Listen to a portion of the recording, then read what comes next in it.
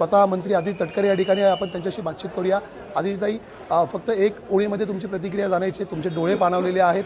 दादानंतर आज प्रथमच पदभार स्वीकारण्यासाठी सुनेत्रा पवार येत आहेत, काय भावना आहे मनामध्ये? नाही, आम्ही सगळे यासाठी आलेलो आहोत की आम्ही सुनेत्रा काकींसोबत आहोत आणि दुर्दैवाने आज मंत्रालयामध्ये दादा नसताना इथं आम्हाला यावं लागतंय।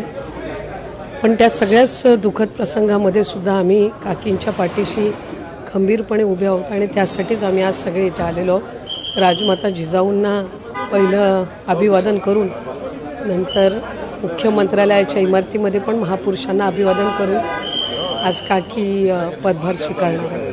गेल्या 10 दिवसांपासून आपण पाहत होतो, सकाळी 7 वाजल्यापासून जे दालन कामासाठी सुरू दिसायचं ते बंद होतं, मात्र आज पुन्हा एकदा ते सुरू होतंय।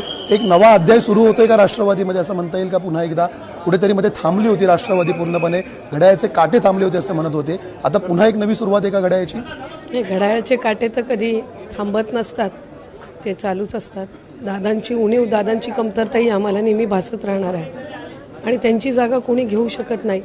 पण आज आम्ही सुनेत्रा काकींच्या रूपाने आम्ही दादांना बघत आहोत आणि त्यांच्या पाठीशी उभी राहणं ही आमची जबाबदारी आहे। निश्चितपणे आपण लोकशाही मराठी ऐका, पहा, जागरूक रहा।